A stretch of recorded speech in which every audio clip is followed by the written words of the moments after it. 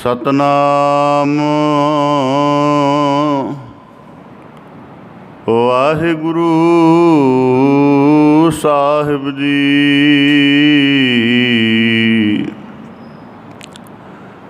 फिरत फिरत प्रभ आया परया तो सरनाए। नानक की प्रभ बेनती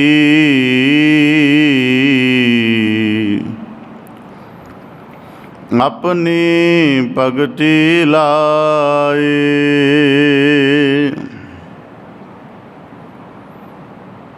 गृह तज बन खंड जाइए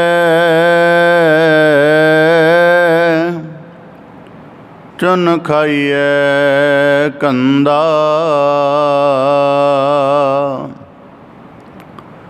अजहू बेकार न छोड़ई पापी मन मंदा।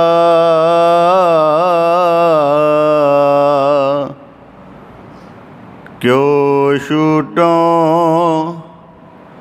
कैसे तरो पव जल निद भारी।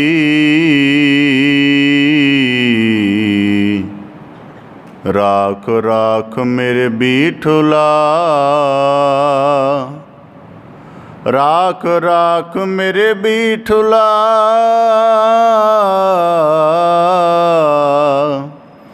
जन शरण तुम्हारी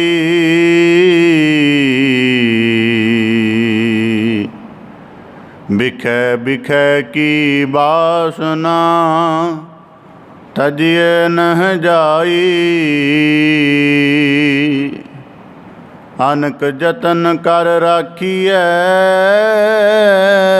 फिर लपटाई। जरा जो बन जीवन गया किस किया नानिका। एहो जियोरा निर्मोल को कौडी लगमी का। कहो कबीर मेरे माधवा तू सर्ब व्यापी। तुम समसर नाही दयाल मोहे समसर पापी। बेसुमार अथाह अगनत अतुलै जो बुलावो त्यो नानक दास बोले। जेता जियो पिंड सब तेरा तू अंतरजामी पुरख भगवान। दासन दास कहे जन नानक जेहा तू कराए तेहा हो करी वख्यान।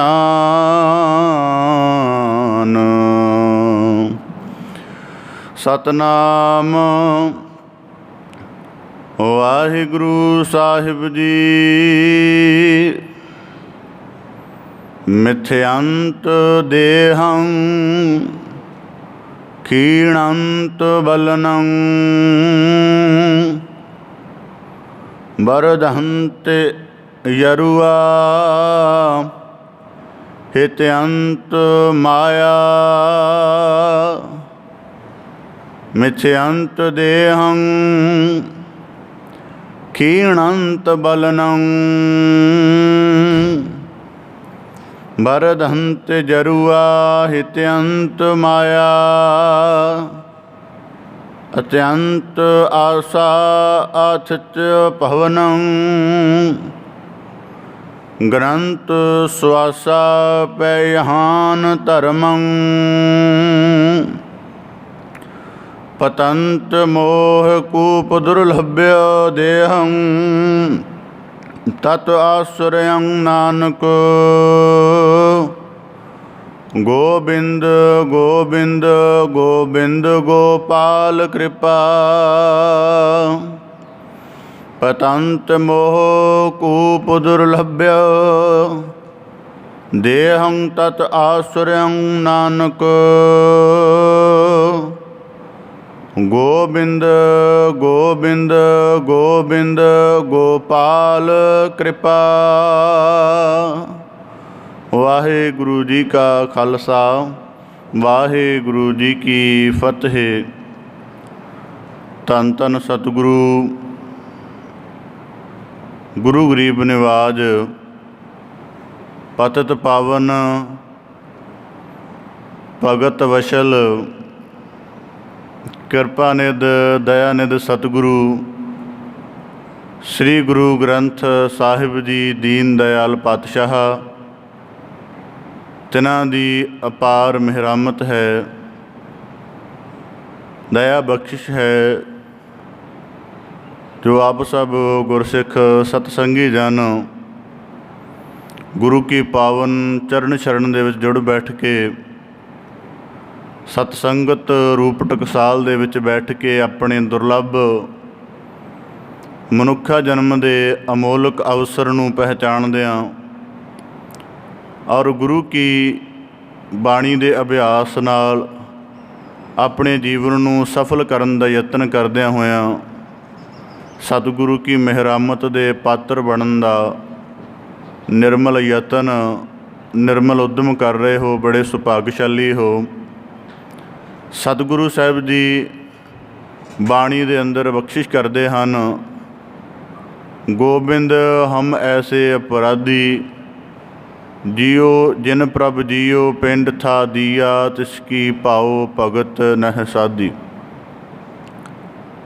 संसार दे विच अपराधी दी चोरी दुराचार जां होर किसी अनैतिक काम करके गणना की जाती है, पर अध्यात्मक नुकते दे विच जो मनुख उस सिरजणहार तो अपने दुर्लभ जन्म का अवसर प्राप्त करके जीवन की इन्नी लम्मी ते इन्नी अमोलक औध प्राप्त करके श्वासां की अमोलक पूंजी प्राप्त करके आजीवन भर रिजक का पदार्थां का रसां का आहार प्राप्त करके भी उसका शुक्रगुजार उसका धन्नवादी जां उसकी याद विच जुड़ के कोई कृतज्ञ भाव नहीं प्रगटाउंदा।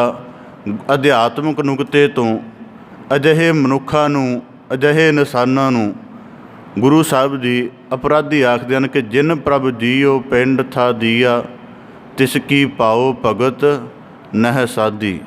और सतसंगत इस नुकते तो भी बड़ी महत्वपूर्ण है, बड़ी लाभदायक है कि जिमें एक अपराधी नूं सज़ा दे के कारावास दे विच जेल दे विच रखिया जांदा तां कि वो चिंतन कर सके ते आखिर उन्होंने उस अकलता दे विच अपने अपराध दा उस अपराध के द्वारा कीते नुकसान का बोध होवे ते वो अपने ठीक जीवन वाल परत आवे। इसे प्रकार इस तों उचेरे अर्थां दे विच सतसंगत अपराधी तां की बनना, मनुख के अंदर जिहड़ा अपराध का ख्याल बनता है, जो भाव के बंदगी तो विहूणा गफलताई वाला जीवन है, इहदे तो भी मनुख नूं रोक के ते उहनूं सत मार्ग की प्रेरणा दे वल बल प्रदान करती है। सो आप जी बड़े सुभागशाली हो, असी सारे जो गुरु की बख्शिश नूं मानण दे लई गुरु की पावन पवित्र हजूरी विच जुड़ बैठे हाँ। सतगुरु की कृपा सदका आप जी ਲੜੀਵਾਰ ਬਿਆਣੀ ਦੀ ਵਿਆਖਿਆ ਸ਼ਰਵਣ ਕਰ ਰਹੇ ਹੋ।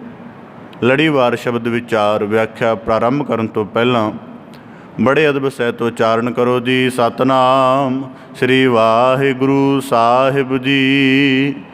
ਮਿਥਿਅੰਤ ਦੇਹੰ ਖੀਣੰਤ ਬਲਨੰ।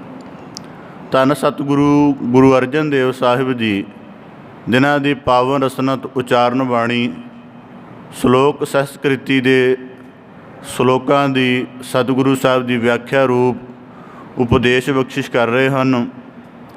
ਅੱਜ ਤੀਸਰੇ ਸ਼ਲੋਕ ਦੀ ਆਰੰਭਤਾ 'ਤੇ ਸਤਿਗੁਰੂ ਸਾਹਿਬ ਜੀ ਸਾਨੂੰ ਬਖਸ਼ਿਸ਼ ਕਰਦੇ ਹਨ। ਇਸ ਤੋਂ ਪਹਿਲੇ ਦੋ ਸ਼ਲੋਕਾਂ ਦੇ ਵਿੱਚ ਸਤਿਗੁਰੂ ਸਾਹਿਬ ਜੀ ਨੇ ਸੰਸਾਰੀ ਸੰਬੰਧਾਂ ਦੀ ਨਿਰਾਰਥਕਤਾ ਨੂੰ ਸਨਮੁਖ ਰੱਖਦਿਆਂ ਕਿਵੇਂ ਸੰਸਾਰ ਦੇ ਸੰਬੰਧ, ਸੰਸਾਰ ਦਾ ਮੋਹ, ਪਦਾਰਥਾਂ ਦੀ ਖਿੱਚ, ਵਿਸ਼ਿਆਂ ਵਿਕਾਰਾਂ ਦੀ ਗ੍ਰਸਤਣਾ ਕਿਵੇਂ ਜੀਵਨ ਦੇ ਮਨੋਰਥ ਤੋਂ ਜਾਂ ਆਤਮਿਕ ਜੀਵਨ ਜਿਉਣ ਤੋਂ ਵਿਰਵਾ ਰੱਖਦੀ ਹੈ ਜਾਂ ਭਟਕਾਉਂਦੀ ਹੈ, ਉਹ ਪਹਿਲੇ ਦੋ ਸ਼ਲੋਕਾਂ ਦੇ ਵਿੱਚ ਸਤਿਗੁਰੂ ਸਾਹਿਬ ਜੀ ਨੇ ਇਹ ਪਾਵਨ ਉਪਦੇਸ਼ ਸਾਨੂੰ ਬਖਸ਼ਿਸ਼ ਕੀਤਾ ਸੀ। ਹੁਣ ਜਦੋਂ ਸੰਸਾਰ ਦੇ ਸੰਬੰਧਾਂ ਦੀ, ਮਾਇਆ ਦੇ ਮੋਹ ਦੀ, ਸਭ ਕੁਝ ਦੀ ਸਾਨੂੰ ਸਮਝ ਆ ਗਈ ਦੋ ਸ਼ਲੋਕਾਂ ਦੁਆਰਾ ਗੁਰੂ ਕਿਰਪਾ ਸਦਕਾ, ਤਾਂ ਫਿਰ ਹੁਣ ਗੱਲ ਬਾਰੀਕ ਹੋ ਗਈ ਹੈ, ਗੱਲ ਹੋਰ ਨੇੜੇ ਹੋ ਗਈ ਹੈ। ਹੋਰ ਗੱਲ ਕਿਵੇਂ ਨੇੜੇ ਹੋ ਗਈ ਹੈ? ਗੁਰੂ ਅਰਜਨ ਸਾਹਿਬ ਜੀ ਬਖਸ਼ਿਸ਼ ਕਰਦੇ ਹਨ। ਮਿਥਿਅੰਤ ਦੇਹੰ ਖੀਣੰਤ ਬਲਨੰ। ਮਨੁੱਖ ਦੇ ਕੋਲ ਆਪਣੇ ਜੀਵਨ ਬਾਰੇ ਇੰਨੀ ਕੁ ਸੋਝੀ ਹੈ, ਮਨੁੱਖ ਨੂੰ ਇੰਨਾ ਪਤਾ ਹੈ ਜਨਮ ਅਤੇ ਮਰਨ ਹੁੰਦਾ ਹੈ। ਜਦੋਂ ਸੰਸਾਰ ਵਿੱਚ ਆਏ ਉਦੋਂ ਜਨਮ ਹੈ, ਜਦੋਂ ਸੰਸਾਰ ਤੋਂ ਰੁਖਸਤ ਹੋ ਜਾਵਾਂਗੇ, ਇਸ ਦੇਹ ਦਾ ਸਾਰਾ ਤਾਣ ਬਿਨਸ ਜਾਏਗਾ, ਉਦੋਂ ਉਸ ਨੂੰ ਮਰਨ ਦਾ ਨਾਮ ਦਿੱਤਾ ਜਾਏਗਾ। ਇਹਨਾਂ ਦੋਵਾਂ ਗੱਲਾਂ ਨੂੰ ਮਨੁੱਖ ਬਾਖੂਬੀ ਜਾਣਦਾ ਔਰ ਬੁੱਝਦਾ ਹੈ, ਸਮਝਦਾ ਹੈ, ਦੇਖਦਾ ਹੈ। ਪਰ ਇਸ ਤੋਂ ਇਲਾਵਾ ਜਿਹੜਾ ਮਨੁੱਖ ਜਿਸ ਗੱਲ ਤੋਂ ਅਚੇਤ ਰਹਿੰਦਾ ਹੈ, ਉਹ ਰਹਿੰਦਾ ਹੈ ਕਿ ਜੀਵਨ ਅਤੇ ਮੌਤ, ਇਹਨਾਂ ਦੋ ਕੰਢਿਆਂ ਦੇ ਵਿਚਕਾਰ ਵਗਣ ਵਾਲੀ ਜੀਵਨ ਦੀ ਨਦੀ, ਇਹਦੇ ਬਾਰੇ ਮਨੁੱਖ ਅਚੇਤ ਰਹਿੰਦਾ ਹੈ। ਇਹਨਾਂ ਜਨਮ ਅਤੇ ਮੌਤ ਦੇ ਕੰਢਿਆਂ ਦੇ ਵਿੱਚ ਵਗ ਰਹੀ ਨਦੀ ਕਿੰਨਾ ਸਮਾਂ ਚੱਲੀ, ਉਹਦਾ ਕਿੰਨਾ ਮਹੱਤਵ ਸੀ, ਕਿੰਨਾ ਉਹਦੇ ਤੋਂ ਲਾਭ ਉਠਾਇਆ ਜਾ ਸਕਦਾ ਸੀ, ਮਨੁੱਖ ਲਗਭਗ ਇਸ ਗੱਲ ਤੋਂ ਅਚੇਤ ਰਹਿੰਦਾ ਹੈ। ਅਤੇ ਫਿਰ ਇਸ ਕਰਕੇ ਅੱਜ ਦੇ ਪਾਵਨ ਸ਼ਲੋਕ ਦੁਆਰਾ ਗੁਰੂ ਸਾਹਿਬ ਜੀ ਜੀਵਨ ਦਾ ਇੱਕ ਗੋਹਜ ਸੂਤਰ ਸਮਝਾ ਰਹੇ ਹਨ। ਮਿਥਿਅੰਤ ਦੇਹੰ ਖੀਣੰਤ ਬਲਨੰ। ਜਦੋਂ ਮਨੁੱਖ ਨੂੰ ਮਨੁੱਖਾ ਜਨਮ ਦੇ ਅਵਸਰ ਤਹਿਤ ਅਮੋਲਕ ਦੇਹ ਪ੍ਰਾਪਤ ਹੁੰਦੀ ਹੈ, ਪੰਜਾਂ ਤੱਤਾਂ ਦੇ ਸੰਯੁਕਤ ਰੂਪ ਵਾਲੀ, ਤਾਂ ਇਹੀ ਦੇਹ ਹੈ ਜਿਹੜੀ ਉਹਨੂੰ ਇਹ ਅਹਿਸਾਸ ਕਰਾਉਂਦੀ ਹੈ ਕਿ ਤੂੰ ਮਨੁੱਖ ਹੈ, ਇਨਸਾਨ ਹੈ, ਜਾਂ ਤੂੰ ਇਸ ਸ੍ਰਿਸ਼ਟੀ ਦਾ ਸਭ ਤੋਂ ਚੰਗਾ ਜੀਵ ਹੈ, ਸਿਆਣਾ ਜੀਵ ਹੈ। ਪਰ ਇਸ ਤੋਂ ਅਗਲੀ ਗੱਲ ਹੈ ਜਿਹੜੀ ਮਨੁੱਖ ਇਸ ਜੀਵਨ ਦੇ ਜਿਉਂਦਿਆਂ ਨਾਵਾਕਫ ਰਹਿੰਦਾ ਹੈ। ਦੁਨੀਆ ਦੇ ਵਿੱਚ ਬਹੁਤ ਐਸੇ ਗਿਆਨੀ ਮਿਲਣਗੇ ਜਿਹੜੇ ਦੂਜੇ ਦੀ ਖਬਰ ਬਹੁਤ ਜ਼ਿਆਦਾ ਰੱਖਦੇ ਹੋਣਗੇ ਔਰ ਬੜੇ ਹਵਾਲੇ ਸਹਿਤ, ਬੜੀ ਬਾਰੀਕੀ ਦੇ ਨਾਲ ਰੱਖਦੇ ਹੋਣਗੇ। ਪਰ ਮਨੁੱਖ ਦੀ ਸਭ ਤੋਂ ਵੱਡੀ ਤਰਾਸਦੀ ਹੈ ਦੂਜਿਆਂ ਦੀ ਖਬਰ, ਦੂਜਿਆਂ ਦਾ ਜ਼ਿਕਰ ਮਨੁੱਖ ਕੋਲੋਂ ਬਹੁਤ ਹੁੰਦਾ ਹੈ, ਪਰ ਆਪਣੀ ਖਬਰ, ਆਪਣੇ ਆਪ ਦੀ ਅਵਸਥਾ ਕਿਸ ਕੁ ਮੁਕਾਮ 'ਤੇ ਹੈ, ਇਸ ਬਾਰੇ ਬਹੁਤ ਹੀ ਘੱਟ ਮਨੁੱਖ ਜਾਣਦੇ ਹੁੰਦੇ ਨੇ। ਇਸ ਕਰਕੇ ਗੁਰੂ ਸਾਹਿਬ ਜੀ ਅੱਜ ਦੇ ਪਾਵਨ ਸ਼ਲੋਕ ਸਾਨੂੰ ਸਮਝਾ ਰਹੇ ਹਨ। ਮਿਥਿਅੰਤ ਦੇਹੰ, ਕਿ ਜਿਹੜੀ ਦੇਹ ਦੇ ਨਾਲ ਜੀਵਨ ਜੀਵਿਆ ਜਾ ਰਿਹਾ ਹੈ, ਮਤਾ ਕਿਤੇ ਇਸ ਨੂੰ ਸਦੀਵ ਮੰਨ ਲਵੇ। ਸਦੀਵ ਮੰਨ ਲਏਗਾ ਤਾਂ ਇੱਕ ਭਰਮ ਵਿੱਚ ਰਹੇਗਾ, ਜਦ ਕਿ ਇਸ ਦੇਹ ਦੀ ਅਸਲੀਤ ਹੈ ਦੇਹੀ ਹੋਵਗ ਖਾਕ ਤੂੰ ਸੁੰਝੀ ਕੰਤ ਨ ਜਾਣਹੀ। ਹੁਣ ਮਨੁੱਖ ਸਮਝਦਾ ਹੈ ਕਿ ਸ਼ਾਇਦ ਦੇਹ ਮਾਸ, ਮਿੱਝ, ਖੂਨ ਆਦਿਕ ਦੀ ਬਣੀ ਹੈ, ਹੱਡੀਆਂ ਦੇ ਢਾਂਚੇ ਆਦਿਕ ਨਾਲ ਬਣੀ ਹੈ। ਪਰ ਮਨੁੱਖ ਨੂੰ ਇਹ ਸਮਝਣ ਦੇ ਵਿੱਚ ਥੋੜ੍ਹੀ ਮੁਸ਼ਕਲ ਆਉਂਦੀ ਹੈ ਕਿ ਜਦੋਂ ਪੰਜਾਂ ਤੱਤਾਂ ਦਾ ਮਾਲਕ ਨੇ ਸੰਜੋਗ ਰਲਾ ਦਿੱਤਾ, ਉਸ ਸਿਰਜਣਹਾਰ ਨੇ, ਤਦ ਇਹ ਦੇਹ ਬਣੀ ਹੈ। ਗੁਰਬਾਣੀ 'ਚ ਵਾਕ ਹੈ, ਮਾਂ ਕੀ ਰਕਤ ਪਿਤਾ ਬਿਦ ਧਾਰਾ ਪਾਨੀ ਮੈਲਾ ਮਾਟੀ ਗੋਰੀ, ਇਸ ਮਾਟੀ ਕੀ ਪੁੱਤਰੀ ਜੋਰੀ। ਅਤੇ ਇਸੇ ਪ੍ਰਕਾਰ ਫਿਰ ਉਹਦੇ ਵਿੱਚ ਜਲ, ਵਾਯੂ, ਅਗਨੀ, ਆਕਾਸ਼, ਇਹ 4-5 ਤੱਤ ਸਮਾ ਗਏ ਅਤੇ ਮਨੁੱਖਾ ਦੇਹ ਬਣੀ। ਹੁਣ ਜਦੋਂ ਇਹ ਤੱਤ ਨੂੰ ਨਵਾਂ ਜਨਮ ਲੈ ਕੇ ਮਨੁੱਖ ਸੰਸਾਰ ਵਿੱਚ ਆਉਂਦਾ ਹੈ, ਇਹ ਤੱਤ ਆਪਣੀ ਜੋਬਨ ਅਵਸਥਾ 'ਤੇ ਹੁੰਦੇ ਨੇ। ਜੋਬਨ ਅਵਸਥਾ 'ਤੇ ਹੋਣ ਦਾ ਭਾਵ ਇਹ ਹੈ ਕਿ ਜਦੋਂ ਮਨੁੱਖ ਦਾ ਜੀਵਨ ਦਾ ਆਰੰਭ ਹੁੰਦਾ ਹੈ, ਉਹਦੀ ਦੇਹ ਕੰਚਨ ਵਰਗੀ ਹੁੰਦੀ ਹੈ। ਦੇਹ ਦੇ ਵਿੱਚ ਕੋਈ ਬਹੁਤ ਘੱਟ, ਅਵਲ ਤੇ ਰੋਗ ਹੁੰਦਾ ਹੀ ਨਹੀਂ। ਹੁਣ ਚਲੋ ਹੋਣ ਲੱਗ ਪਏ ਨੇ, ਪਰ ਫਿਰ ਵੀ ਰੋਗ ਨਹੀਂ ਹੁੰਦਾ। ਤਾਂ ਕੀ ਵਾਪਰਦਾ ਕਿ ਮਨੁੱਖ ਫਿਰ ਜਿਉਂ-ਜਿਉਂ ਬਚਪਨ ਦੇ ਵਿੱਚ ਤਾਂ ਆਪਣੀ ਦੇਹ ਪ੍ਰਤੀ ਅਚੇਤ ਹੁੰਦਾ ਹੈ ਕਿ ਕਿੰਨੀ ਅਮੋਲਕ ਹੈ ਜਾਂ ਕਿਵੇਂ ਹੈ, ਕਿਉਂਕਿ ਉਹਦੇ ਨਾਲ ਕੋਈ ਖਾਸ ਯਤਨ ਨਹੀਂ ਕਰ ਸਕਦਾ। ਦੁੱਧ ਆਦਿਕ ਪੀਣ ਲਈ ਵੀ ਮਾਤਾ 'ਤੇ ਨਿਰਭਰ ਰਹਿਣਾ ਪੈਂਦਾ। ਸਰੀਰ ਦੀਆਂ ਸਾਰੀਆਂ ਕਿਰਿਆਵਾਂ ਵੀ ਕਿਸੇ ਦੂਜੇ ਦੁਆਰਾ ਪੂਰੀਆਂ ਕਰਦਾ ਹੈ। ਇਸ ਕਰਕੇ ਬਚਪਨ ਦੇ ਵਿੱਚ ਸਰੀਰ ਦੀ ਅਵਸਥਾ ਦਾ ਵੀ ਪੂਰਾ ਗਿਆਨ ਨਹੀਂ ਹੁੰਦਾ। ਜਵਾਨੀ ਦੇ ਤਲ 'ਤੇ ਮਨੁੱਖ ਪਹੁੰਚਦਾ ਹੈ, ਸਰੀਰ ਦਾ ਬੋਧ ਹੋਣ ਲੱਗ ਪੈਂਦਾ ਹੈ ਔਰ ਸਰੀਰ 'ਚ ਪੂਰਾ ਬਲ ਵੀ ਆ ਜਾਂਦਾ ਹੈ। ਇਹਨਾਂ ਲੱਤਾਂ ਦੇ ਨਾਲ ਭੱਜ ਕੇ ਹਜ਼ਾਰਾਂ ਕਿਲੋਮੀਟਰ ਦੀ ਦੂਰੀ ਤੈਅ ਕੀਤੀ ਜਾ ਸਕਦੀ ਹੈ। ਪਤਾ ਲੱਗ ਜਾਂਦਾ ਇਹਨਾਂ ਨੇਤਰਾਂ ਦੇ ਨਾਲ ਇੰਨੀ ਦੂਰ ਤੱਕ ਦੇਖਿਆ ਜਾ ਸਕਦਾ ਹੈ। ਕੰਨ ਸੁਣਨ ਦਾ ਕੰਮ ਦਿੰਦੇ ਨੇ। ਜਿਉਂ-ਜਿਉਂ ਆਪਣੀ ਦੇਹ ਦਾ ਮਨੁੱਖ ਨੂੰ ਗਿਆਨ ਪੈਦਾ ਹੁੰਦਾ ਹੈ, ਮਨੁੱਖ ਆਪਣੀ ਦੇਹ ਦੇ ਨਾਲ ਬੜਾ ਜ਼ਿਆਦਾ ਜੁੜਦਾ ਜਾਂਦਾ ਹੈ। ਤਾਂ ਫਿਰ ਇੱਕ ਸਮਾਂ ਆਉਂਦਾ ਦੇਹ ਦੇ ਨਾਲ ਇੰਨਾ ਜੁੜ ਜਾਂਦਾ ਹੈ, ਉਹਦੇ ਜੀਵਨ ਦੀ ਸੋਝੀ ਇੰਨੀ ਕੁ ਰਹਿ ਜਾਂਦੀ ਹੈ ਕਿ ਜੇ ਦੇਹ ਨਾ ਹੋਈ ਤਾਂ ਜੀਵਨ ਨਹੀਂ ਹੋ ਸਕਦਾ। ਫਿਰ ਆਤਮਾ ਦੇ ਪੱਧਰ ਤੋਂ ਛੁਟਕ ਕੇ ਦੇਹ ਦੇ ਪੱਧਰ 'ਤੇ ਆ ਜਾਂਦਾ। ਅਤੇ ਜਦੋਂ ਬੰਦਾ ਇਹ ਗੱਲ ਸਮਝਣ ਲੱਗ ਪਏ ਕਿ ਦੇਹ ਤੋਂ ਪਰਲਾ ਕੋਈ ਜੀਵਨ ਨਹੀਂ ਹੈ ਜਾਂ ਦੇਹ ਦੇ ਬਿਨਾਂ ਕੋਈ ਜੀਵਨ ਨਹੀਂ ਹੈ, ਤਾਂ ਇਸ ਨੂੰ ਸਤਿਗੁਰੂ ਸਾਹਿਬ ਜੀ ਪਸ਼ੂ ਰੂਪ ਆਖਦੇ ਹਨ। ਭਾਵ ਕਿ ਕੇਵਲ ਦੇਹ ਤੱਕ ਸੀਮਤ ਹੋ ਕੇ ਰਹਿ ਗਿਆ। ਆਤਮਾ ਦਾ ਕੀ ਕਰਮ ਹੈ, ਜੀਵਨ ਦਾ ਕੀ ਮਨੋਰਥ ਹੈ, ਇਹਦੇ ਤੋਂ ਉਚੇਤ ਹੋ ਗਿਆ। ਤਾਂ ਇਸ ਕਰਕੇ ਗੁਰੂ ਸਾਹਿਬ ਜੀ ਕਹਿੰਦੇ ਮਿਥਯੰਤ ਦੇਹੰ, ਕਦੇ ਆਪਣੇ ਜੀਵਨ ਦੀ ਝਾਤ ਮਾਰ ਕੇ ਦੇਖੀਏ। ਗੁਰਬਾਣੀ ਨੇ ਜਾਂ ਸਾਡੇ ਸਮਾਜ ਦੇ ਵਿੱਚ ਸਾਡੇ ਜੀਵਨ ਦੀਆਂ 3 ਅਵਸਥਾਵਾਂ ਗਿਣੀਆਂ ਜਾਂਦੀਆਂ ਨੇ, ਬਚਪਨ, ਜਵਾਨੀ ਅਤੇ ਬੁਢਾਪਾ। ਤਾਂ ਗੁਰਬਾਣੀ 'ਚ ਸਤਿਗੁਰੂ ਗੁਰੂ ਤੇਗ ਬਹਾਦਰ ਸਾਹਿਬ ਜੀ ਬਖਸ਼ਿਸ਼ ਕਰਦੇ ਹਨ, ਬਾਲ ਜਵਾਨੀ ਅਰ ਬਿਰਧ ਫੁਨ ਤੀਨ ਅਵਸਥਾ ਜਾਨ, ਕਹੋ ਨਾਨਕ ਹਰ ਭਜਨ ਬਿਨ ਬਿਰਥਾ ਸਭ ਹੀ ਮਾਨ। ਬਚਪਨ ਦੀ ਔਦ 12-14 ਸਾਲ ਦੀ ਮੰਨੀ ਜਾਂਦੀ, ਜਵਾਨੀ ਦੀ ਔਦ 14 ਤੋਂ 27-28 ਸਾਲ ਤੱਕ ਮੰਨੀ ਜਾਂਦੀ ਹੈ। 28 ਤੋਂ 40-42 ਤਾਂ ਗ੍ਰਸਤ ਦਾ ਕਾਰਜ ਭਾਰ ਮਨੁੱਖ ਸੰਭਾਲਦਾ ਹੈ, ਅਤੇ 40 ਤੋਂ ਬਾਅਦ ਸਾਰੀ ਬੁਢਾਪੇ ਦੀ ਹੀ ਔਦ ਮੰਨੀ ਜਾਂਦੀ ਹੈ।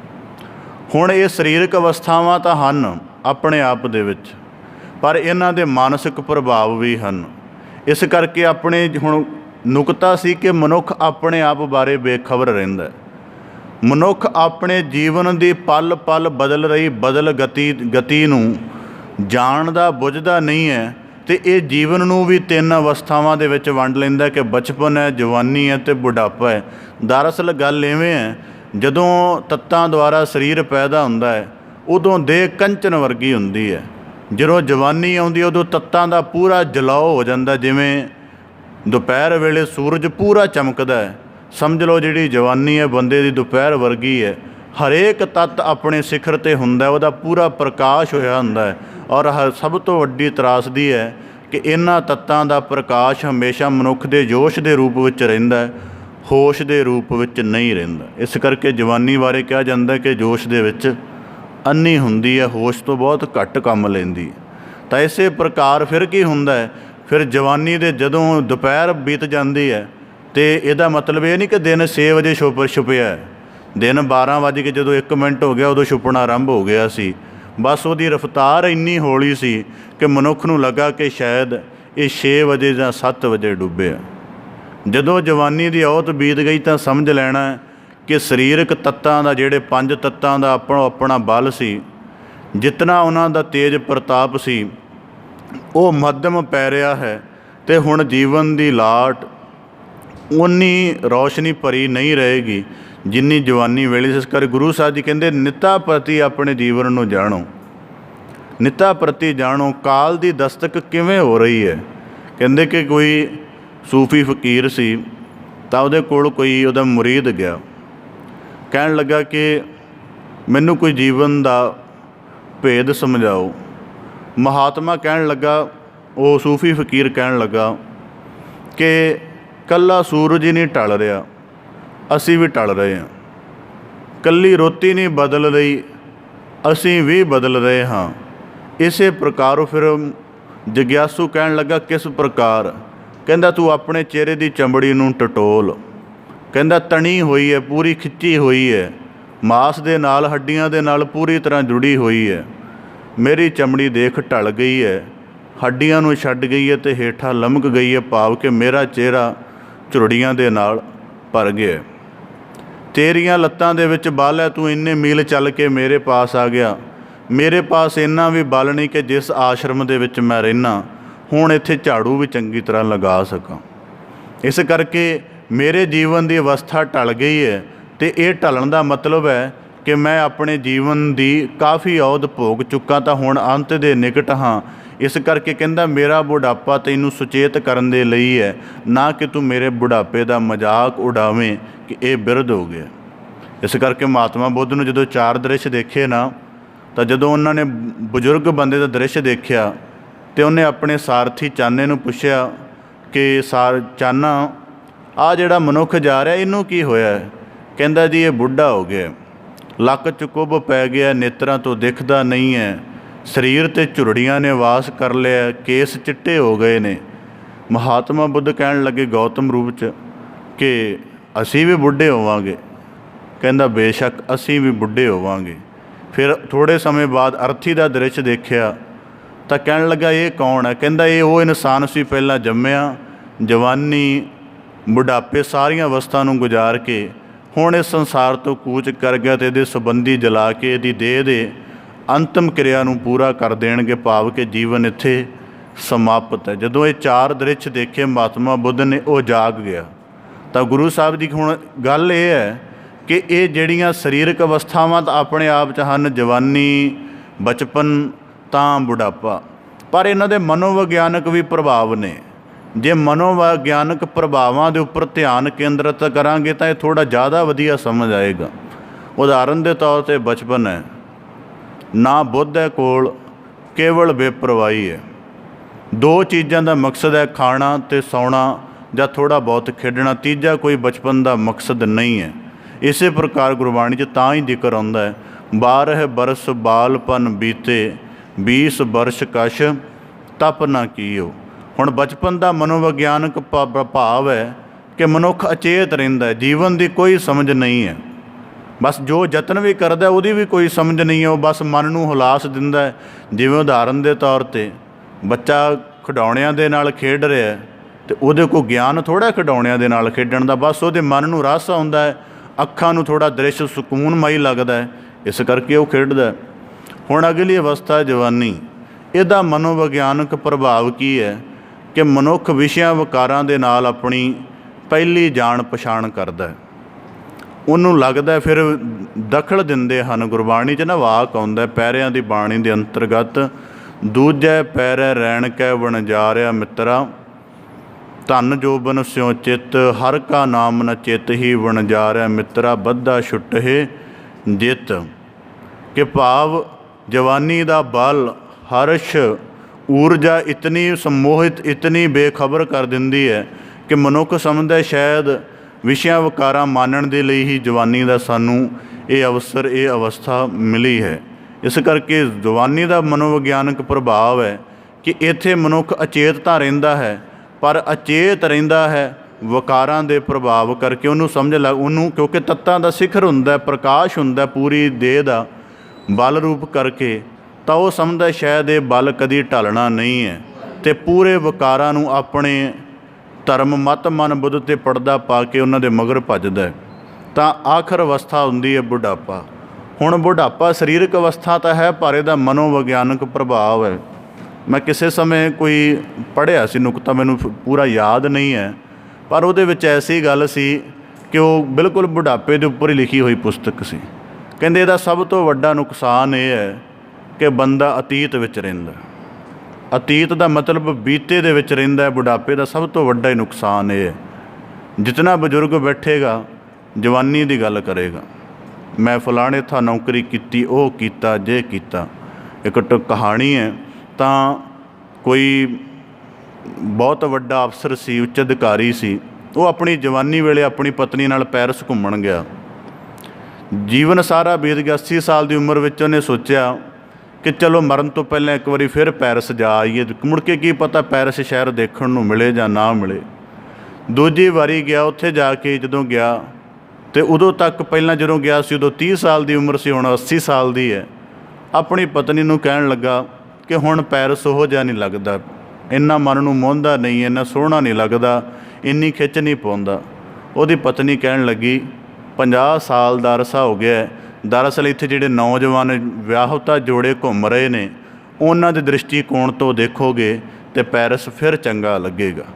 ਇਸੇ ਪ੍ਰਕਾਰ ਗੁਰੂ ਸਾਹਿਬ ਸਾਨੂੰ ਸਾਡੇ ਬੁਢਾਪੇ ਦਾ ਮਨੋਵਿਗਿਆਨਕ ਨੁਕਸ ਹੈ ਕਿ ਮਨੁੱਖ ਅਤੀਤ ਵਿੱਚ ਰਹਿੰਦਾ, ਹਰ ਵੇਲੇ ਬੀਤੇ ਦੀ ਗੱਲ। ਔਰ ਮੈਂ ਕਈ ਵਾਰੀ ਕਿਉਂਕਿ ਜਦੋਂ ਵੀ ਕਿਤੇ ਬਜ਼ੁਰਗਾਂ ਨੇੜੇ ਬੈਠੀਦਾ ਤਾਂ ਮੈਨੂੰ ਜਾਣਦਾ, ਮੈਂ ਬੜੀ ਤਵੱਜੋ ਦੇ ਕੇ ਉਹਨਾਂ ਦੀ ਗੱਲ ਸੁਣਦਾ ਅਤੇ ਉਹਦੇ ਗਹਿਰੇ ਅਹਿਸਾਸ ਦੇ ਵਿੱਚ ਉਤਰ ਕੇ ਆਉਂਦਾ ਕਿ ਜੀਵਨ ਦੀ ਇਸ ਅਵਸਥਾ 'ਤੇ ਆ ਕੇ ਵੀ ਅਜੇ ਵੀ ਮਗਰ ਵੱਲ ਨੂੰ ਝਾਕ ਹੈ। ਇਹ ਮਨੁੱਖ ਤੂੰ ਕਦੋਂ ਜਾਗੇਗਾ, ਕਦੋਂ ਤੈਨੂੰ ਸੁਚੇਤਨ ਆਏਗੀ। ਠੀਕ ਹੈ ਰੁਤਬੇ ਅਹੁਦੇ ਮਾਣੇ ਨੇ, ਠੀਕ ਹੈ ਉਹਨਾਂ ਦੇ ਰਸ ਮਾਣੇ ਨੇ, ਠੀਕ ਹੈ, ਉਸ ਗੱਲ ਨੂੰ ਛੱਡ। ਜਿਸ ਅਵਸਥਾ ਦੇ ਵਿੱਚ ਜਿਉਂ ਰਿਹਾ ਘੱਟੋ ਘੱਟ ਇਹਦੇ ਤਲ 'ਤੇ ਤਾਂ ਸੁਚੇਤ ਹੋ ਜਾ।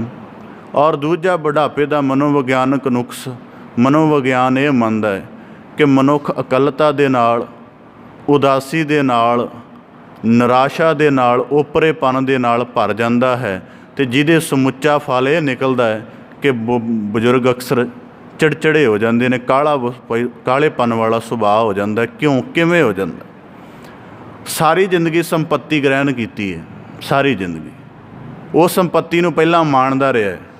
ਹੁਣ ਉਹ ਸੰਪੱਤੀ ਸਾਹਮਣੇ ਨਜ਼ਰ ਪਈ ਆਉਂਦੀ ਹੈ ਪਰ ਉਹਦੀ ਵਰਤੋਂ ਨਹੀਂ ਕਰ ਸਕਦਾ। ਉਦਾਹਰਨ ਦੇ ਤੌਰ 'ਤੇ TV ਬਹੁਤ ਕੀਮਤੀ ਲਿਆਂਦਾ, ਲੱਖ ਡੇਢ ਲੱਖਾਂ ਵਾਲਾ, ਦੇਖ ਨਹੀਂ ਸਕਦਾ, ਨੇਤਰ ਕੰਮ ਨਹੀਂ ਕਰਦੇ। ਜੇ ਦੇਖਣਾ ਚਾਹੇ ਤਾਂ ਜਿਵੇਂ ਅੱਜ ਕੱਲ੍ਹ ਸਮਾਂ 3D 5D ਆ ਗਏ ਨੇ, ਇੱਕ ਖਾਸ ਤਰ੍ਹਾਂ ਦੀਆਂ ਐਨਕਾਂ ਲਗਾਉਣੀਆਂ ਪੈਂਦੀਆਂ ਨੇ, ਉਹ ਵੀ ਲਗਾ ਲਏਗਾ ਪਰ ਅੱਖਾਂ ਨਹੀਂ ਕੰਮ ਕਰ ਰਹੀਆਂ। ਇਸ ਕਰਕੇ ਚਿੜਦਾ ਕਿ ਸੰਪੱਤੀ ਇਕੱਠੀ ਕੀਤੀ ਹੈ, ਕੰਮ ਨਹੀਂ ਆ ਰਹੀ। ਬਹੁਤ ਸੋਹਣੇ ਪਲੰਘ ਲਿਆਂਦੇ ਨੇ ਕਿ ਬੜੀ ਆਰਾਮਮਈ ਮੁਦਰਾ ਹੋਵੇਗੀ। ਹੁਣ ਸਰੀਰ ਦੇ ਵਿੱਚ ਦਰਦ ਹੀ ਇੰਨੇ ਭਰ ਗਏ ਨੇ ਕਿ ਉਹ ਆਰਾਮਮਈ ਸੇਜਾ ਵੀ ਸਕੂਨ ਨਹੀਂ ਦਿੰਦੀ, ਤਾਂ ਵੀ ਦੁੱਖ ਪੈਦਾ ਹੁੰਦਾ। ਜਿਸ ਪਰਿਵਾਰ ਕਰਕੇ ਸਾਰੀ ਜ਼ਿੰਦਗੀ ਪ੍ਰਬੰਚ ਕੀਤੇ, ਉਹ ਪਰਿਵਾਰ ਕੇਵਲ ਹੁਣ 2-3 ਟਾਈਮ ਦੀ ਰੋਟੀ ਤੱਕ ਸੀਮਤ ਰਹਿ ਗਿਆ। ਇਸ ਕਰਕੇ ਇਸ ਗੱਲ ਤੋਂ ਵੀ ਚਿੜਦਾ ਹੈ ਕਿ ਜਿਨ੍ਹਾਂ ਲਈ ਸਾਰਾ ਕੁਝ ਕੀਤਾ ਕੇਵਲ ਇੱਕ ਵਾਰੀ ਸਵੇਰੇ, ਦੁਪਹਿਰੇ ਅਤੇ ਸ਼ਾਮ ਨੂੰ ਪੁੱਛਦੇ ਨੇ, ਚੌਥੀ ਵਾਰੀ ਕੋਈ ਵੁਕਤ ਨਹੀਂ। ਫਿਰ ਇਸ ਕਰਕੇ ਮਨੁੱਖ ਮਤਲਬ ਆਪਣੇ ਆਪ ਦੇ ਨਾਲ ਇਸ ਤਰ੍ਹਾਂ ਨਾਲ ਭਰ ਜਾਂਦਾ ਹੈ। ਤਾਂ ਗੁਰੂ ਸਾਹਿਬ ਜੀ ਕਹਿੰਦੇ ਮਿਥਿਅੰਤ ਦੇਹੰ ਖੀਣੰਤ ਬਲਨੰ, ਮਨੁੱਖ ਇੱਕ ਦਿਨ ਦੇ ਵਿੱਚ ਬੁੱਢਾ ਨਹੀਂ ਹੁੰਦਾ। ਤੱਤਾਂ ਦਾ ਜਿਹੜਾ ਜਲਾਓ ਹੈ ਹੌਲੀ ਹੌਲੀ ਘਟਦਾ ਹੈ। ਤਾਂ ਗੁਰੂ ਸਾਹਿਬ ਜੀ ਕਹਿੰਦੇ ਜਿਹੜੀ ਦੇਹ ਹੈ ਹੌਲੀ ਹੌਲੀ ਘਟਦੀ ਹੈ। ਗੁਰਬਾਸਿਆ ਸਦੀਵਾਰ 'ਚ ਪੜ੍ਹਦੇ ਆ ਨਾ, ਜਰ ਆਈ ਜੋਬਨ ਹਾਰਿਆ। ਇਸੇ ਪ੍ਰਕਾਰ ਭਗਤ ਕਬੀਰ ਸਾਹਿਬ ਜੀ ਆਖਦੇ ਹਨ, ਥਾਕੇ ਨੈਣ ਸ਼ਰਵਨ ਸੁਨ ਥਾਕੇ, ਥਾਕੀ ਸੁੰਦਰ ਕਾਇਆ, ਜਰਾ ਹਾਕ ਦੀ ਸਭ ਮਤ ਥਾਕੀ, ਏਕ ਨਾ ਥਾਕ ਸਮਾਇਆ। ਨੈਣਾਂ ਦੀ ਜੋਤ ਥੱਕ ਗਈ ਹੈ ਪਰ ਦ੍ਰਿਸ਼ ਦੇਖਣ ਦੀ ਅਜੇ ਤੱਕ ਵੀ। ਔਰ ਦੂਜੀ ਗੱਲ ਗੱਗੇ ਗੁਰੂ ਸਾਹਿਬ ਜੀ ਫਰਮਾਉਂਦੇ ਖੀਣੰਤ ਬਲਨੰ, ਜਿਹੜਾ ਸਰੀਰ ਦਾ ਬਲ ਹੈ ਬਿਨਸਦਾ ਹੈ। ਗੁਰਬਾਣੀ 'ਚ ਭਗਤ ਭੀਖਨ ਜੀ ਦਾ ਵਾਕ ਹੈ, ਨੈਨੋ ਨੀਰ ਬਹਿ ਤਨ ਖੀਨਾ, ਭਏ ਕੇਸ ਦੁਧਵਾਨੀ, ਰੂਦਾ ਕੰਠ ਸ਼ਬਦ ਨਹੀਂ ਉਚਰੈ, ਅਬ ਕਿਆ ਕਰਹਿ ਪਰਾਨੀ। ਮੈਨੂੰ ਕਿਸੇ ਸਿਆਣੇ ਦੇ ਕਹੇ ਵਾਕ ਚੇਤੇ ਨੇ। ਕਹਿੰਦਾ ਦੁਨੀਆ ਦੇ ਵਿੱਚ ਜਿਤਨੀ, ਉਦਾਹਰਨ ਦੇ ਤੌਰ 'ਤੇ ਪੂਰੇ ਦੁਨੀਆ ਭਰ ਦੀ ਫੌਜ ਹੈ, ਇਹਦਾ ਪ੍ਰਸ਼ਿਕਸ਼ਣ, ਇਹਦੀ ਭਰਤੀ ਕਦੋਂ ਕੀਤੀ ਜਾਂਦੀ ਹੈ? ਜਦੋਂ ਬੰਦੇ 'ਤੇ ਜਵਾਨੀ ਦੀ ਅਵਸਥਾ ਹੁੰਦੀ ਹੈ, 18 ਤੋਂ 20-22 ਸਾਲ ਤੱਕ। ਕਹਿੰਦਾ ਕਿ ਜੇ ਦੁਨੀਆ ਦੇ ਵਿੱਚ ਇੱਕ ਰੱਖਿਆ ਕਰਨ ਦੇ ਨੁਕਤੇ ਲਈ ਇੱਕ ਸਿਪਾਹੀ ਭਰਤੀ ਕਰਨਾ, ਉਹਦੀ ਉਮਰ 18 ਤੋਂ 22 ਸਾਲ ਤਸਦੀਕ ਕੀਤੀ ਹੋਈ ਜਾਂ ਇੰਨੀ ਨਿਸ਼ਚਿਤ ਕੀਤੀ ਹੋਈ ਹੈ, ਅਤੇ ਫਿਰ ਅਧਿਆਤਮਿਕ ਪ੍ਰਾਪਤੀ ਦੇ ਲਈ ਜੀਵਨ ਦਾ ਆਖਰੀ ਸਮਾਂ ਕਿਉਂ? ਅਤੇ ਅਧਿਆਤਮਿਕ ਜਿਹੜੀ ਸਾਧਨ ਹੈ ਉਹ ਤਾਂ ਇਹਦੇ ਨਾਲੋਂ ਜ਼ਿਆਦਾ ਸ਼ਿੱਦਤ ਮੰਗਦੀ ਹੈ, ਕਿਉਂਕਿ ਸਾਰੀ ਅੰਦਰੂਨੀ ਹੈ। ਸਾਧਨ ਵੀ ਅੰਦਰੂਨੀ ਜਟਾਉਣੇ ਪੈਣਗੇ, ਢੰਗ ਵੀ ਅੰਦਰੂਨੀ ਜਟਾਉਣੇ ਪੈਣਗੇ। ਇਸ ਕਰਕੇ ਕਹਿੰਦਾ ਫਿਰ ਅਧਿਆਤਮਿਕ ਸਾਧਨਾਂ ਲਈ ਜੀਵਨ ਦੀ ਅੰਤਲੀ ਅਵਸਥਾ ਕਿਉਂ, ਜਵਾਨੀ ਕਿਉਂ ਨਹੀਂ? ਔਰ ਦੂਜੀ ਗੱਲ, ਜਵਾਨੀ ਦੇ ਵਿੱਚ ਮਨੁੱਖ ਨਹੀਂ ਜਿਹੜਾ ਜਾਗਿਆ ਹੋਇਆ। ਮਹਾਤਮਾ ਬੁੱਧ ਕਿਸੇ ਨਗਰ ਦੇ ਵਿੱਚ ਗੁਜ਼ਰ ਰਹੇ ਸਨ। ਇੱਕ ਰੁੱਖ ਦੇ ਹੇਠਾਂ ਬੈਠਾ ਹੋਇਆ ਬਜ਼ੁਰਗ ਰੋ ਰਿਹਾ ਸੀ। ਉਹਨਾਂ ਦੇ ਸਿਸਕਣ ਦੀ ਆਵਾਜ਼ ਉਹਦੇ ਕੋਲ ਆਈ, ਕੋਲ ਚਲੇ ਗਏ। ਕਹਿਣ ਲੱਗੇ ਬਜ਼ੁਰਗ ਤੁਸੀਂ ਰੋਂਦੇ ਕਿਉਂ? ਕਹਿਣ ਲੱਗਾ, ਮੈਂ ਜਵਾਨੀ ਵੇਲੇ ਕਿਸੇ ਵੇਲੇ ਤੁਹਾਡਾ ਉਪਦੇਸ਼ ਸੁਣਿਆ ਸੀ ਕਿ ਇਹ ਜੀਵਨ ਦੁੱਖਾਂ ਦਾ ਘਰ ਹੈ। ਜੇ ਮਨੁੱਖ ਜਵਾਨੀ ਵਿੱਚ ਨਹੀਂ, ਜਿਹੜਾ ਮਨੁੱਖ ਜਵਾਨੀ 'ਚ ਨਹੀਂ ਜਾਗ ਸਕਿਆ, ਉਹ ਬੁਢਾਪੇ 'ਚ ਪਛਤਾਵੇ ਨਾਲ ਭਰ ਜਾਏਗਾ, ਅਤੇ ਇੰਨਾ ਜ਼ਿਆਦਾ ਭਰ ਜਾਏਗਾ ਕਿ ਫਿਰ ਉਹਦੀ ਜ਼ਿੰਦਗੀ ਭਰ ਦੇ ਹੰਝੂ ਵਹਾਉਣੇ ਵੀ ਉਹਦੇ ਪਛਤਾਵੇ ਨੂੰ, ਉਹਦੇ ਨੁਕਸਾਨ ਨੂੰ ਪੂਰਿਆ ਨਹੀਂ ਕਰ ਸਕਣਗੇ। ਮਹਾਤਮਾ ਬੁੱਧ ਕਹਿਣ ਲੱਗੇ, ਗੱਲ ਖੁੱਲ੍ਹ ਕੇ ਦੱਸ। ਕਹਿਣ ਲੱਗਾ ਕਿ ਤੁਹਾਡੇ ਕਿਸੇ ਪ੍ਰਵਚਨ ਦੁਆਰਾ ਮੈਂ ਸੁਣਿਆ ਸੀ ਕਿ ਜਵਾਨੀ ਦੇ ਵਿੱਚ ਜਿਤਨਾ ਬਲ ਤਾਣ ਹੁੰਦਾ ਹੈ, ਇਹ ਇਸ ਕਰਕੇ ਮਿਲਦਾ ਹੈ ਕਿ ਇਹਦਾ ਸਦ ਉਪਯੋਗ ਕਰ ਲਓ। ਪਰ ਗੱਲ ਕੀ ਹੈ ਕਿ ਇਹ ਬਲ ਇੰਨਾ ਅਥਰਾ ਹੋ ਜਾਂਦਾ ਹੈ ਕਿ ਮਨੁੱਖ ਨੂੰ ਹਰ ਪਾਪ ਕਰਮ ਕਰਨ 'ਤੇ ਮਜਬੂਰ ਕਰਦਾ ਹੈ। ਅਤੇ ਫਿਰ ਜਿਹੜਾ ਜਵਾਨੀ 'ਚ ਨਹੀਂ ਜਾਗਿਆ, ਜਵਾਨੀ 'ਚ ਤਾਂ ਬਲ ਸਰੀਰ ਦਾ ਕਾਇਮ ਹੁੰਦਾ, ਇਸ ਕਰਕੇ ਕੀਤੇ ਹੋਏ ਪਾਪ ਕਰਮ ਵੀ ਬਹੁਤੀ ਮੁਸ਼ਕਿਲ ਨਹੀਂ ਪੈਦਾ ਕਰਦੇ। ਪਰ ਜਦੋਂ ਬੁਢਾਪੇ 'ਚ ਸਰੀਰ ਦਾ ਬਲ ਢਲ ਜਾਂਦਾ ਹੈ, ਫਿਰ ਜਵਾਨੀ ਦੇ ਕੀਤੇ ਤਮਾਮ ਬੁਰੇ ਕਰਮ ਮਾਨਸਿਕ ਬੋਝ ਬਣ ਜਾਂਦੇ ਨੇ, ਅਤੇ ਫਿਰ ਮਨੁੱਖ ਦੇ ਕੋਲੋਂ ਪਛਤਾਵਾ ਰਹਿ ਜਾਂਦਾ। ਇਸ ਕਰਕੇ ਮਹਾਤਮਾ ਬੁੱਧ ਨੇ ਇੱਕ ਜੀਵਨ ਦੀ ਜੁਗਤ ਦੱਸੀ ਹੈ ਕਿ ਤੁਹਾਡੀ ਜ਼ਿੰਦਗੀ ਦੀ ਖੁਸ਼ੀ ਸਭ ਤੋਂ ਵੱਧ ਤੁਹਾਡੇ ਬੁਢਾਪੇ 'ਚ ਹੋਣੀ ਚਾਹੀਦੀ ਹੈ, ਤੁਹਾਡੇ ਬਚਪਨ ਜਵਾਨੀ 'ਚ ਨਹੀਂ। ਉਹਨਾਂ ਦੀ ਇਸ ਗੱਲ ਨੂੰ ਕਿਸੇ ਭਿਕਸ਼ੂ ਨੇ ਪੁੱਛਿਆ ਕਿ ਸਭ ਤੋਂ ਵੱਧ ਖੁਸ਼ੀ ਬੁਢਾਪੇ 'ਚ ਕਿਉਂ ਹੋਣੀ ਚਾਹੀਦੀ ਹੈ? ਕਹਿੰਦਾ, ਦਰਅਸਲ ਜੇ ਜ਼ਿੰਦਗੀ ਨੂੰ ਜਿੰਨੇ ਮਤਲਬ ਗਿਆਨ ਦੇ ਨਾਲ, ਜਿੰਨੀ ਚੇਤਨਾ ਦੇ ਨਾਲ, ਜਿੰਨਾ ਸਜੱਗ ਹੋ ਕੇ ਜੀਵਿਆ ਜਾਏਗਾ, ਬੁਢਾਪੇ 'ਚ ਖੁਸ਼ੀ ਹੋਵੇਗੀ ਕਿ ਜੀਵਨ ਚੰਗੇ ਤਰੀਕੇ ਨਾਲ ਜੀਵਿਆ, ਜੀਵਨ ਦੇ ਵਿੱਚ ਆਪਣੇ ਆਪ ਦੀ ਸੰਭਾਲ ਕੀਤੀ ਹੈ, ਮਾਇਆ ਦੇ ਹੱਥੋਂ ਆਪਣੀ ਪੱਤ ਨਹੀਂ ਗਵਾਈ, ਤਾਂ ਕਹਿੰਦੇ ਫਿਰ ਖੁਸ਼ੀ ਹੋਏਗੀ। ਇਸ ਕਰਕੇ ਭਗਤ ਕਬੀਰ ਸਾਹਿਬ ਜੀ ਨੇ ਇੱਕ ਸ਼ਲੋਕ ਕਿਹਾ ਹੈ, ਕਬੀਰ ਸੰਤ ਮੁਏ ਕਿਆ ਰੋਈਐ ਜੋ ਆਪਣੇ ਗ੍ਰਹਿ ਜਾਏ, ਰੋਵਹੁ ਸਾਕਤ ਵਾਪਰੇ ਜੋ ਹਾਟੈ ਹਾਟ ਬਿਕਾਏ। ਇੱਕ ਭਗਤ, ਇੱਕ ਸੰਤ ਇਸ ਸੰਸਾਰ ਤੋਂ ਜਾ ਰਿਹਾ ਹੈ, ਉਹਦੇ ਚਿਹਰੇ 'ਤੇ ਪ੍ਰਸੰਨਤਾ ਹੈ। ਕਿਉਂ? ਕਿਉਂਕਿ ਜੀਵਨ ਦੀ ਸੰਭਾਲ ਕਰਕੇ ਜੀਵਿਆ ਹੈ। ਇੱਕ ਸੰਸਾਰੀ ਜਰ ਰਿਹਾ ਹੈ ਅਤੇ ਅੰਤਮ ਸਮੇਂ ਕਹਿੰਦਾ ਮੈਨੂੰ ਜੰਮ ਦਿਖਾਈ ਦਿੰਦੇ ਨੇ, ਇਹਦਾ ਮਤਲਬ ਜੀਵਨ ਨਿਸ਼ਫਲ ਚਲਾ ਗਿਆ। ਤਾਂ ਗੁਰੂ ਸਾਹਿਬ ਜੀ ਕਹਿੰਦੇ ਖੀਣੰਤ ਬਲਨੰ, ਦਿਨ ਦਿਨ ਬਲ ਘਟਦਾ ਹੈ। ਹੁਣ ਇਸ ਗੱਲ ਨੂੰ ਥੋੜ੍ਹਾ ਹੋਰ ਸਰਲ ਸਮਝਣਾ ਹੋਵੇ। ਸੂਰਜ ਚੜ੍ਹਦਾ, ਸੂਰਜ ਦੀ ਰੌਸ਼ਨੀ ਬਹੁਤ ਮਹੱਤਵਪੂਰਨ ਹੈ। ਜੇ ਅਸੀਂ ਸੂਰਜ ਦੀ ਰੌਸ਼ਨੀ ਦੇ ਵਿੱਚ ਨਾ ਕੰਮ ਕਰ ਸਕੇ ਤਾਂ ਰਾਤ ਵੇਲੇ ਕਰ ਤਾਂ ਲਵਾਂਗੇ, ਪਰ ਮੁਸ਼ਕਲ ਹੋਏਗੀ। ਜੇ ਜੀਵਨ ਦਾ ਜਦੋਂ ਬਲ ਹੈ, ਜਦੋਂ ਊਰਜਾ ਹੈ, ਜਦੋਂ ਜੀਵਨ ਦੇ ਵਿੱਚ ਹਰੇਕ ਕੰਮ ਕਰਨ ਦੀ ਸਮਰੱਥਾ ਹੈ, ਜੇ ਉਦੋਂ ਅਧਿਆਤਮਿਕ ਸਾਧਨਾ ਨਹੀਂ ਸ਼ੁਰੂ ਹੋ ਸਕੀ, ਅਤੇ ਜਦੋਂ ਦੇਹ ਦਾ ਬਲ ਢਲ ਗਿਆ, ਉਦੋਂ ਨਹੀਂ ਕੰਮ ਆਏਗਾ। ਬੜੇ ਬਜ਼ੁਰਗ ਸਤਸੰਗੀ ਇਸੇ ਗੱਲ ਦਾ ਹੀ ਹਵਾਲਾ ਦੇ ਕੇ ਕਿ ਚੌਂਕੜੀ ਨਹੀਂ ਮਾਰੀ ਜਾਂਦੀ, 2 ਘੰਟੇ ਬੈਠਾ ਨਹੀਂ ਜਾਂਦਾ, ਇਸ ਕਰਕੇ ਸਤਸੰਗ ਦੇ ਵਿੱਚ ਨਹੀਂ ਆ ਸਕਦੇ। ਬਹੁਤ ਹਵਾਲਾ ਐਸਾ ਦਿੰਦੇ ਨੇ। ਇਹਦਾ ਮਤਲਬ ਕੀ ਹੈ? ਦੇਹ ਦਾ ਬਲ ਢਲ ਗਿਆ। ਜਦੋਂ ਦੇਹ ਦਾ ਹੀ ਬਲ ਢਲ ਗਿਆ, ਔਰ ਦੂਜੀ ਗੱਲ ਫਿਰ ਜਿਹੜੀ ਦੇਹ ਦਾ ਬਲ ਢਲ ਜਾਂਦਾ ਹੈ, ਮਨ 'ਚ ਭਾਵੇਂ ਜਿੰਨੀਆਂ ਮਰਜ਼ੀ ਉਹ ਆਪਣੀ ਵਿਲਿੰਗ ਪਾਵਰ ਦੀਆਂ ਗੱਲਾਂ ਬਣਾਈ ਜਾਵੇ, ਉਹ ਵੀ ਨਹੀਂ ਸਾਥ ਦਿੰਦੀਆਂ। ਜਿੰਨੀਆਂ ਮਰਜ਼ੀ ਉਤਸ਼ਾਹਜਨਕ ਜੀਵਨੀਆਂ, ਆਟੋਬਾਇਓਗ੍ਰਾਫੀਆਂ, ਫਿਲਮਾਂ ਦੇਖੀ ਜਾਵੇ ਕਿ ਸ਼ਾਇਦ ਬੁਢਾਪਾ ਹੋ ਕੇ, ਬੁੱਢੇ ਹੋ ਕੇ ਵੀ ਜਿਉਂਦੇ ਜਵਾਨ ਰਿਹਾ ਜਾ ਸਕਦਾ, ਉਹ ਕੰਮ ਨਹੀਂ ਦਿੰਦੀਆਂ। ਕੋਈ ਬਿਰਲਾ ਇੱਕ ਅੱਧ ਹੁੰਦਾ ਹੈ। ਤਾਂ ਇਸੇ ਪ੍ਰਕਾਰ ਸਾਨੂੰ ਸਤਿਗੁਰੂ ਸਾਹਿਬ ਜੀ ਕਹਿੰਦੇ ਖੀਣੰਤ ਬਲਨੰ ਬਰਦੰਤ ਜਰੂਆ ਹਿਤਅੰਤ ਮਾਇਆ। ਅੱਗੇ ਇੱਕ ਹੋਰ ਨੁਕਤਾ ਗੁਰੂ ਸਾਹਿਬ ਜੀ ਕਹਿੰਦੇ ਬਰਦੰਤ ਜਰੂਆ, ਦਿਨ ਦਿਨ ਜਰਾ ਰੋਗ ਵੱਧਦਾ ਹੈ।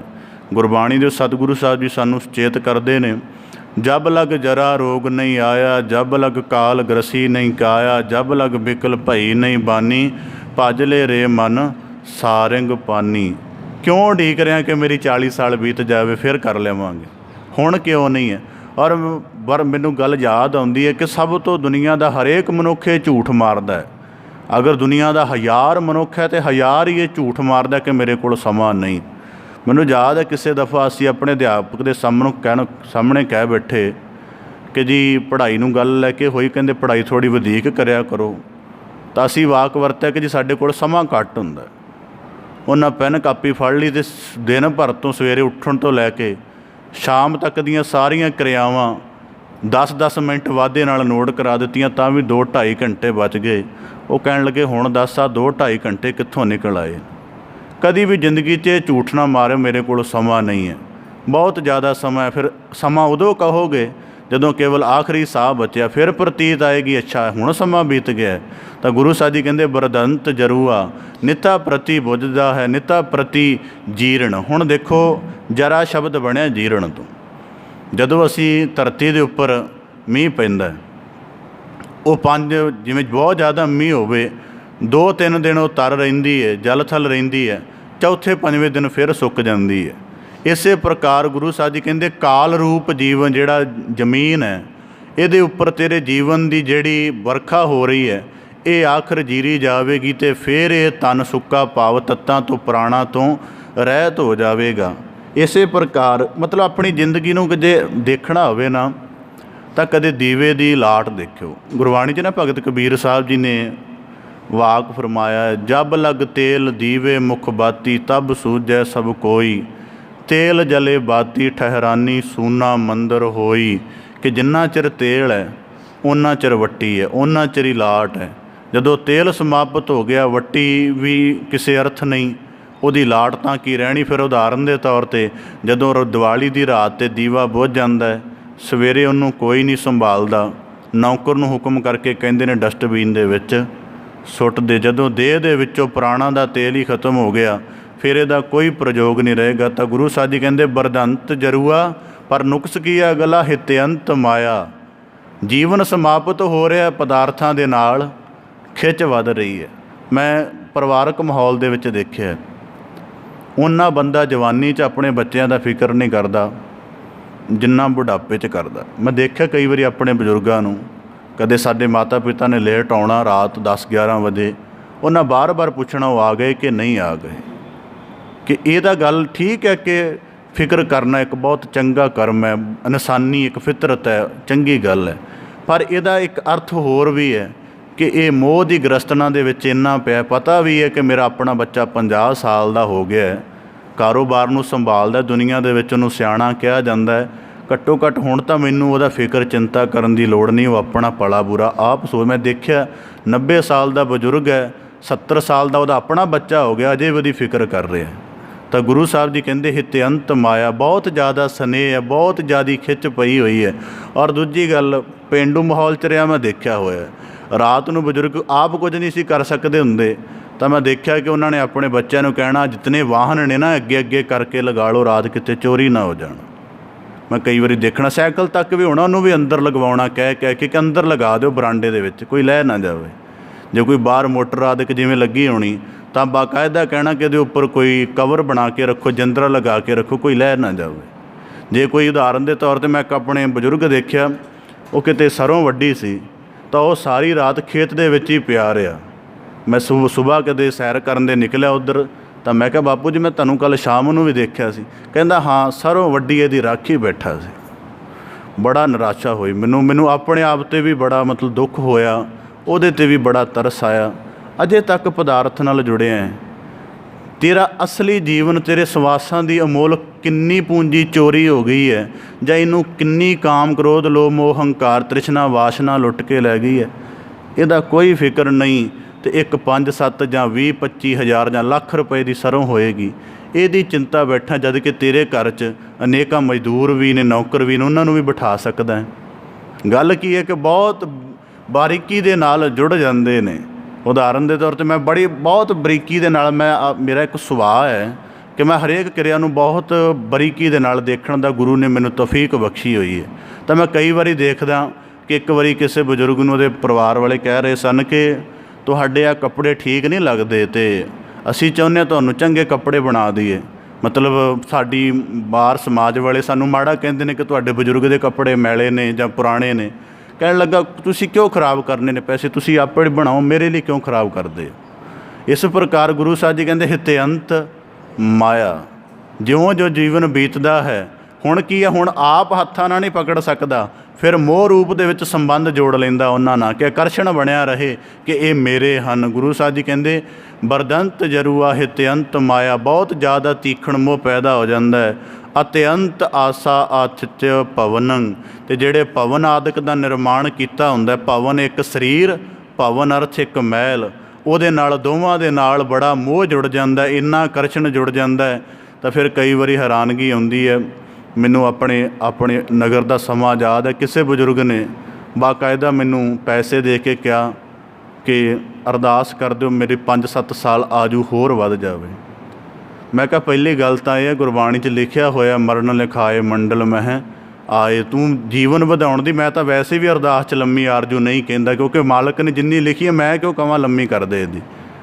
ਉਹ ਕਿਸੇ ਨੂੰ ਘੱਟ ਨਹੀਂ ਦਿੰਦਾ, ਕਿਸੇ ਨੂੰ ਵੱਧ। ਗੁਰਬਾਣੀ 'ਚ ਆਉਂਦਾ ਨਾ, ਗਣ ਕਾਲੇ ਸਭ ਦਿਵਸ ਸਾਸ ਨਹਿ ਵੱਢਣ ਕਟੰਤਲ, ਸਾਰ ਜੀਵਨ ਲੋਰੇ ਪਰਮੋ ਨਾਨਕ ਤਿਉ ਗਵਾਰ। ਔਰ ਗੁਰਬਾਣੀ 'ਚ ਵਾਕ ਆਉਂਦਾ, ਰੱਜ ਨਾ ਕੋਈ ਜੀਵਿਆ ਪਹੁੰਚ ਨਾ ਚੱਲਿਆ ਕੋਈ। ਬਾਬਾ ਫਰੀਦ ਸਾਹਿਬ ਜੀ ਵੀ ਆਖਦੇ ਨੇ, ਜੇ 100 ਵਰਿਆ ਜੀਵਣਾ ਭੀ ਤਨ ਹੋਸੀ ਕੇ, ਰੱਜ ਨਾ ਜੀ ਕੋਈ ਜੀਵਿਆ ਕੂੜੇ ਪਰਵਾਸੇ। ਜੀਵਨ ਲੰਮਾ ਜਿਉਣ ਦੀ ਨਹੀਂ, ਜੀਵਨ ਨੂੰ ਅਰਥ ਭਰਪੂਰ ਜਿਉਣ ਦੀ ਜਾਚ ਸਿੱਖੋ। ਤਾਂ ਗੁਰੂ ਸਾਹਿਬ ਜੀ ਕਹਿੰਦੇ ਅਤਿਅੰਤ ਆਸਾ। ਫਿਰ ਸਭ ਤੋਂ ਵੱਡਾ ਜਿਹੜਾ ਤੌਖਲਾ ਮਨੁੱਖ ਨੂੰ ਅੰਤਮ ਸਮੇਂ ਦੇ ਵਿੱਚ ਭਰ ਜਾਂਦਾ ਹੈ ਕਿ ਬੁਢਾਪਾ ਭਾਵੇਂ 20 ਸਾਲ ਲੰਬਾ ਚੱਲ ਜਾਏ ਪਰ ਮੇਰੀ ਮ੍ਰਿਤੂ ਨਾ ਹੋਵੇ। ਮ੍ਰਿਤੂ ਕਿਉਂਕਿ ਡਰ ਭਰ ਗਿਆ ਹੈ, ਇਸ ਕਰਕੇ ਦੇਹ ਛੁੱਟਣ ਦਾ ਵੀ ਡਰ। ਇਸ ਕਰਕੇ ਗੁਰਬਾਣੀ 'ਚ ਇੱਕ ਜਗ੍ਹਾ ਹੁੰਦਾ, ਕਾਇਆ ਦਾ ਵੀ ਬੰਧਨ ਹੁੰਦਾ ਹੈ।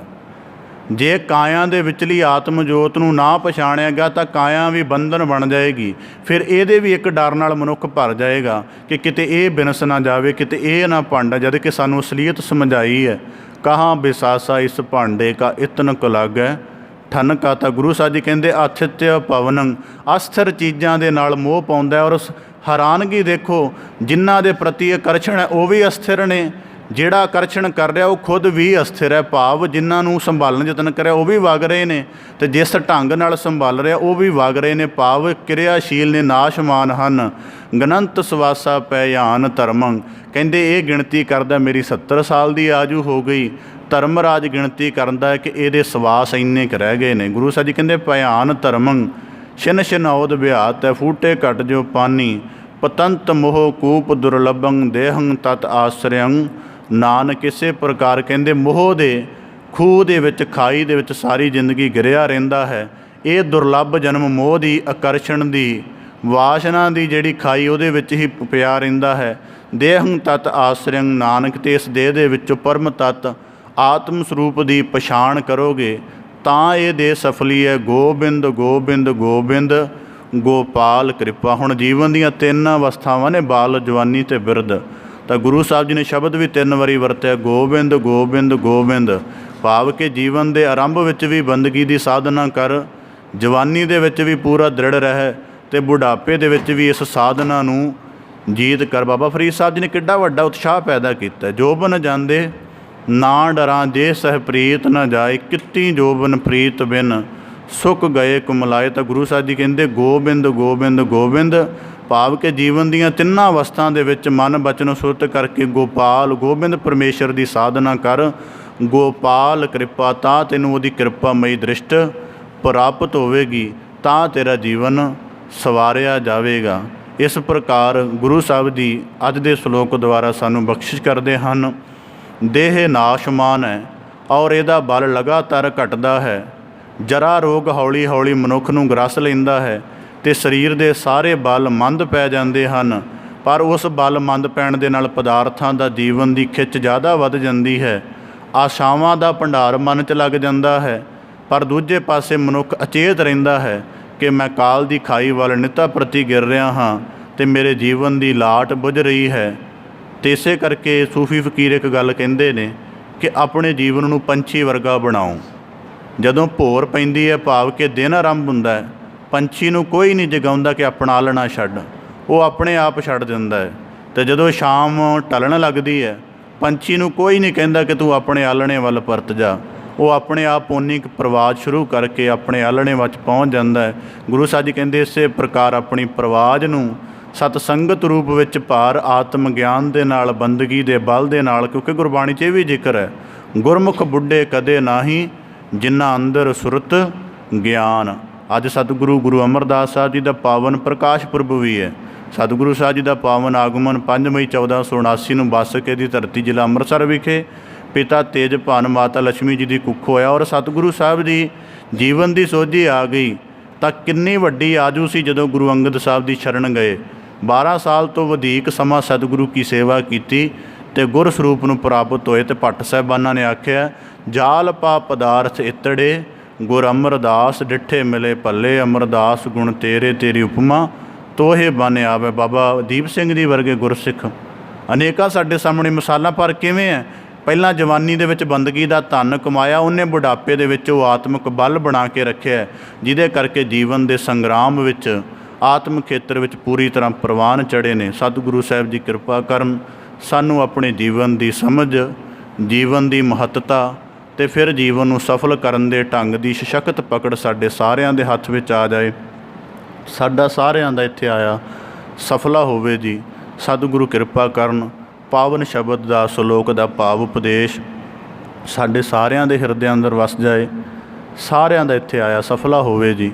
ਬੜੇ ਅਦਬ ਸਹਿਤ ਗੱਜ ਕੇ ਫਤਿਹ ਅਰਜ ਕਰੋ ਜੀ। ਵਾਹਿਗੁਰੂ ਜੀ ਕਾ ਖਾਲਸਾ, ਵਾਹਿਗੁਰੂ ਜੀ ਕੀ ਫਤਿਹ।